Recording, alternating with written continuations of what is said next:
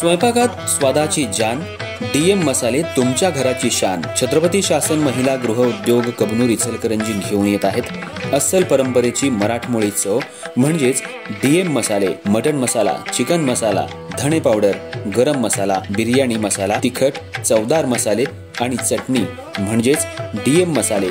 तर आजच आपल्या जेवणाची रंगत वाढवण्यासाठी केमिकल विरहित डीएम मसाले, गृहिणींच्या मनातले मसाले आणि चटणी अवश्य वापरा।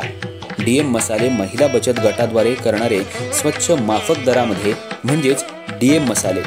संपर्क दिव्याताई मगदूम, मोबाईल 91 30 80 22 55।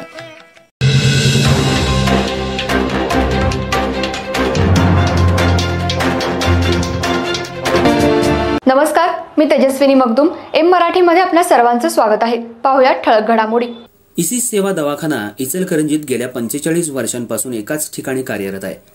काही वैद्यकीय प्रशासकीय अधिकारी स्वस्वार्थासाठी भरमसाठ पैसा खर्च करून बीएसएनएलच्या बिल्डिंगमध्ये सेवा दवाखाना स्थलांतरित करणार होते। सर्वच दृष्टीनं गैरसोयीचं आणि नुकसानकारक हे असल्यामुळे त्याचा तीव्र विरोध होत होता। त्या अनुषंगानं खूप वेळा आंदोलनं झाली आणि निदर्शनं झाली। त्याचबरोबर संबंधित खात्याच्या अधिकाऱ्यांना सूचना पत्रव्यवहार देखील करण्यात आले। ही बाब नामदार प्रकाश आंबेडकर, सार्वजनिक आरोग्य मंत्री, पालकमंत्री यांच्या निदर्शनाला कृती समिती सदस्यांनी आणून दिली।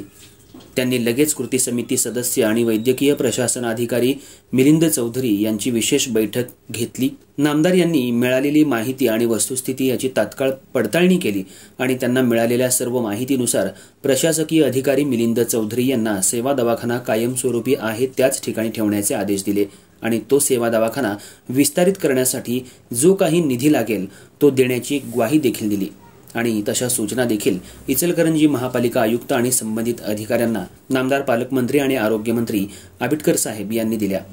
या निर्णयामुळे कामगार वर्गात आनंद पसरलाय।